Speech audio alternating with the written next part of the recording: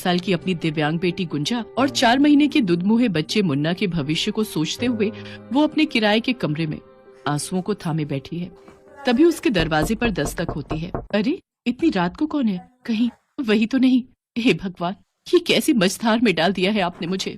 मन ही मन ये कहते हुए और धड़कते दिल से उसने दरवाजा खोला। विमला जिसके बारे में सोचते हुए घबरा रही थी, दरवाजे पर वही था। आप फिर से इतनी रात को? रात? अपने घर आने में रात क्या और दिन क्या, कंबल फाड़ के। ये कहते हुए समरेश विमला के घर में घुस आया। विमला का मन तो किया कि उसे दरवाजे पर ही रोक ले, लेकिन वो मजबूर थी। बच्चे सो गए क्या कंबल फाड़ के? अरे ऊंचा सुनने लगी है क्या? मैंने कहा बच्चे सो गए हैं क्या कंबल फाड़ के? जी, सो तो गए हैं। विमला देख, मैं बुरा आदमी नहीं हूँ, लेकिन मेरी भी कुछ मजबूरियां हैं। पिछले 4 महीने से तूने किराए का 1 रुपया भी नहीं दिया है। मैं जब भी आता हूँ तू कहती है कुछ दिन के बाद दे दूंगी, कुछ दिन के बाद दे दूंगी। आखिर तेरा वो कुछ दिन कब आएगा कंबल फाड़ के? ये कहकर समरेश विमला के एकदम करीब आ गया। उसकी इस हरकत पर विमला थोड़ा पीछे हट गई। उसके दिल की धड़कनें बहुत तेज हो गई थी। अरे क्या हुआ, पीछे क्यों हट गई? समरेश जी, भगवान के लिए आप इतनी रात को मत आया करिए। देखिए, मैं एक विधवा औरत हूँ। आपके इस तरह इतनी रात को आने से मुझ पर 50 सवाल उठने लगते हैं। और जहाँ तक रही किराए की बात, थोड़ा समय और दे दीजिए, मैं आपकी पाई पाई चुका दूंगी। देख विमला, कोई भी चीज की सीमा होती है ना? अब वो सीमा पार हो चुकी है। अब मैं तुम्हें ज्यादा दिन की मोहलत नहीं दे सकता कंबल फाड़ के। ऐसा मत करिए समरेश जी, आपको तो पता है ना मैं कितनी तकलीफों में हूँ। विमला की इस बात को सुनकर समरेश मुंह बनाते हुए बोला कि तकलीफ में तो मैं भी हूँ, लेकिन तू चाहे तो मेरी तकलीफ पल में दूर कर सकती है। देख, पैसे की तू फिक्र मत कर, तुझे जब तक रहना है रह, लेकिन मुझे खुश कर दे और फिर 6 महीने के लिए निश्चिंत होकर यहाँ रह कंबल फाड़ के। ये कहकर समरेश एक बार फिर जानबूझकर विमला के करीब आ गया। इसी बीच विमला का छोटा बेटा जाग गया और रोने लगा। उसके रोने की आवाज को सुनकर मन ही मन समरेश ने कहा, कबाब में हड्डी। विमला अपने बच्चे को गोद में उठाकर चुप कराने लगी। अरे मुन्ना, क्या हो गया बेटा, क्यों रो रहा है? माँ है ना तेरी, यहीं पर तो है, कहीं गई थोड़ी ही है। इतनी देर में विमला की दिव्यांग बेटी भी जाग गई। उसे भी जागा देखकर समरेश ने नाक भौं सिकोड़ लिए और विमला से कहा, सुन विमला, रात सच में ज्यादा हो गई है। मैं घर जा रहा हूँ, लेकिन फिर से आऊंगा। तू एक बार मेरे कहे पर गौर कर, जिंदगी तेरी सही हो जाएगी। हाँ, कंबल फाड़ के। ये कहकर समरेश वहाँ से चला गया। मजबूर विमला उसे जाते हुए देख रही थी। उसकी आंखों में आंसू थे।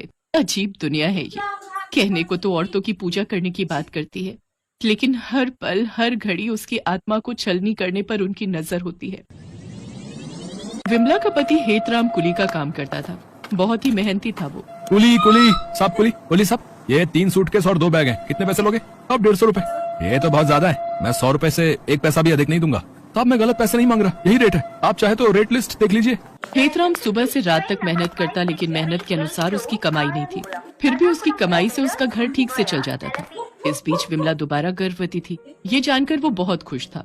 अरे तूने तो बहुत बड़ी खुशखबरी दे दी। मैं तो बहुत खुश हूँ। खुश तो मैं भी हूँ, लेकिन हमारा घर अभी ही बहुत दिक्कत से चलता है। एक और बच्चे के आने के बाद तो बहुत दिक्कत हो जाएगी। अरे कुछ भी दिक्कत नहीं होगी, जो आता है अपना भाग्य लेकर आता है।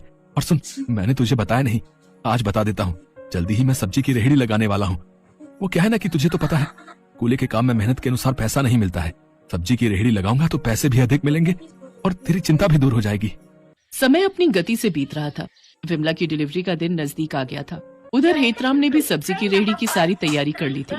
उस शाम वो रेहड़ी खरीदने जाने वाला था। आज उसके कुली के काम का आखिरी दिन था और शायद उसके जीवन का भी। सालों तक इन कंधों ने लोगों का बोझ उठाया है, अब इन कंधों पर नई जिम्मेदारी होगी। वो ये सोच रहा था, तभी ट्रेन के आने की सूचना हुई। ट्रेन प्लेटफॉर्म की ओर बढ़ रही थी और वो तेजी से भागकर ट्रेन के डिब्बे में घुसने की कोशिश करता है, लेकिन उसका पैर फिसल जाता है और वो सीधा ट्रेन के नीचे आ जाता है। हेतराम की मौत हो जाती है। उसकी मौत की खबर जैसे ही विमला को लगती है, वो दहाड़े मारकर रोने लगती है। अरे ये क्या हो गया, क्या हो गया? ये सब कुछ खत्म हो गया, मेरा सब कुछ। विमला की दिव्यांग बेटी गुंजा का भी रो रो कर बुरा हाल था, लेकिन मुर्दे को कहाँ सुनाई पड़ती है अपनों की चीख और कहाँ दिखाई पड़ते हैं उसके आंसू। विमला और गुंजा रोए जा रहे थे। अचानक विमला के पेट में जोरों का दर्द शुरू हो गया। मेरे पेट में जोरों का दर्द हो रहा है। विमला को प्रसव पीड़ा शुरू हो गई थी। लोगों की मदद से उसे अस्पताल ले जाया गया। अस्पताल में उसने एक बेटे को जन्म दिया। अपने बेटे के चेहरे को देखकर विमला और भी फूट फूट कर रोने लगी। तू क्या भाग्य लेकर आया है मेरे मुन्ने, तेरे जन्म के पहले ही तेरे सिर से पिता का साया उठ गया है। पति की मौत के बाद विमला का जीवन कांटों से भर गया। एक साथ उसके ऊपर कई सारी जिम्मेदारियां आ गई। अपने समेत अपने बच्चों का पेट उसे पालना ही था, घर का किराया भी तो भरना था। विमला का मकान मालिक समरेश बदमाश किस्म का आदमी था। हेतराम की मौत के बाद वो विमला पर बुरी नजर रखता था और उसके सम्मान को रौंदना चाहता था। सही मौका मिला है मुझे। हेतराम तो मर गया, लेकिन ये खजाना मेरे लिए छोड़ गया है। बस किसी तरह इस खजाने को हासिल करना है मुझे। उधर विमला काम की तलाश कर तो रही थी, लेकिन 3 महीने इधर उधर धक्के खाने के बाद भी उसे कोई काम नहीं मिल रहा था। घर का राशन और सारी जमा पूंजी तो कब की खत्म हो गई थी। कोई काम देने को राजी ही नहीं है। इधर ये मकान मालिक अपनी गिद्ध दृष्टि मुझ पर लगाए बैठा है। उसने कल फिर आने को कहा है। अरे क्या करूंगी मैं, कल कहाँ से लाऊंगी पैसे, कहाँ से दूंगी किराया? क्या मुझे समझौता करना होगा? विमला उस रात सो नहीं सकी। उसे सब कुछ अंधकार सा लगने लगा था। एक ओर तो उसे अपने बच्चों की चिंता थी, दूसरी ओर अब उसके पास अपना सम्मान बचाने का कोई चारा नजर नहीं आ रहा था।